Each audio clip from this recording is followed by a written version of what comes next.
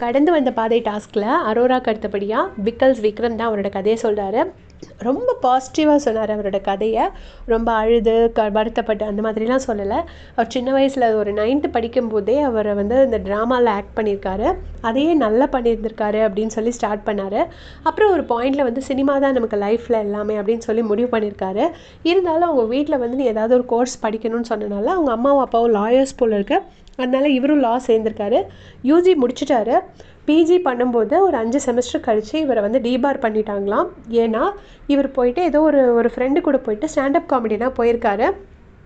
போன இடத்துல நல்லா இவருக்கு நல்லா அது பிக்கப் ஆகிருக்கு. ஸோ ஸ்டாண்டப் காமெடினா ஒரு 6 மாதம் ஒர்க் பண்ணியிருக்காரு.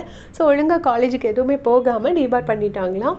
அதுக்கப்புறமா இவங்க அப்பா திரும்பவும் பேசி சேர்த்து விட்டு காலேஜுக்கு டெய்லி லஞ்செல்லாம் எடுத்துகிட்டு அவங்க அப்பா 3 மணி நேரம் இவர் படிக்கிறது வரைக்கும் வெளியிலேயே வெயிட் பண்ணியிருப்பார் போல இருக்கு. ஸோ அதுக்கு அப்புறமா இப்போ அந்த பிஜி கோர்ஸையும் முடிச்சிருக்காரு. முடிச்சதுக்கப்புறம் வெளியில் திரும்பவும் நிறையா சினிமாலெல்லாம் ட்ரை பண்ணியிருக்காரு. அப்போ பிக் பாஸ் 5 ஷூட்டிங் அப்போ கமல் சார் கூட ஒரு ஆட் மாதிரி பண்ணியிருக்காரு. அதாவது ஒரு கல்யாண வீட்டில் விக்ரம் நின்றுட்டு என்ன சார் அப்படின்னு கேட்குற மாதிரியும், கமல் சார் ஹஹான்னு சிரிச்சிட்டு பிக் பாஸ் சீசன் 5 சொல்கிற மாதிரியும் ஒரு ஆட் பண்ணியிருக்காரு. அதை பார்த்துட்டு இவங்க அப்பா ரொம்ப சந்தோஷப்பட்டு எல்லார்கிட்டேயும் என் பையன் கூட விக்கி கூட கமல் ஒரு ஆட் பண்ணியிருக்கான், எல்லோரும் பாருங்கள் அப்படின்னு சொல்லியிருக்காரு. எல்லா அம்மா அப்பாவும் அப்படி தானே, தன்னோட பசங்க தானே அவங்களுக்கு ரொம்ப பெருசு. ஸோ அதே மாதிரி சொல்லியிருக்காங்க. சொன்னதை அவர் ரொம்ப ஹாப்பியாக சொன்னார். சொல்லிவிட்டு அப்புறமா அவங்க அப்பா அவரோட ஒரு பாஸ்ட்டு சொல்லியிருக்கார் போல இருக்கு. அவங்க அப்பாவும் அந்த காலத்தில் சினிமாவில் நடிக்க ரொம்ப ட்ரை பண்ணியிருக்காங்க. பட் இவங்க அப்பா ரொம்ப வெல் பில்ட் பாடியாக, ரொம்ப டாலாக, ரொம்ப ஹேண்ட்ஸமாக இருந்ததுனால ஹீரோஸ் நடிக்க அலோவ் பண்ணலை போல இருக்கு. ஸோ நான் அதை வெளியே போய் சொன்னால் யாரும் நம்ப கூட மாட்டாங்கடா, இப்படி ஒரு ஆசை இருக்குது, ஸோ என்னையும் சினிமாவில் நடிக்க வைன்னு அவங்க அப்பா விக்ரம் கிட்ட சொல்லியிருக்கார் போல இருக்கு. இப்போ அவரோட சேனல் எல்லாமே நல்லா ஓடுது. அந்த நிலவை கொண்டு வா பாட்டு இருக்கு இல்லையா, அந்த பாட்டை இவங்க ஒரு காமெடி மாதிரி பண்ணியிருப்பாங்கல்ல விக்ரம் சேனலில். ஸோ அந்த பாட்டு தான் எங்களுக்கு ஒரு பெரிய லைஃப் கொடுத்துச்சு அப்படின்னு சொல்கிறாரு.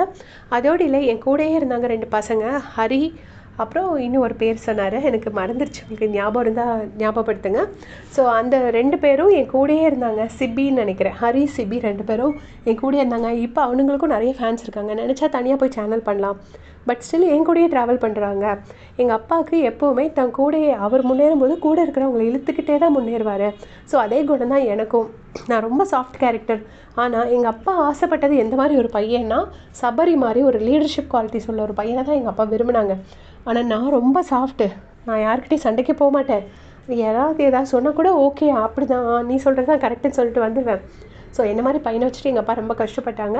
இப்போவும் எனக்கு விக்ரம் தோத்தாலும் வித்யா பற்றி தோக்கவே கூடாது, எங்கள் அப்பா தோக்கவே கூடாது, எங்கள் அப்பா தோக்க மாட்டார், அவர் பையன் நான் உயிரோடு இருக்கும்போது எங்கள் அப்பா எப்படி தோப்பாருன்னு சொல்லிட்டு ரொம்ப பாசிட்டிவ் நோட்டோட அவரோட கதையை முடிச்சிருக்காரு. ஸோ உங்களுக்கு விக்ரம் ரொம்ப பிடிக்கும்னா மறக்காமல் கமெண்ட் செக்ஷனில் சொல்லிட்டு போங்க. தேங்க்ஸ் ஃபார் வாட்சிங்.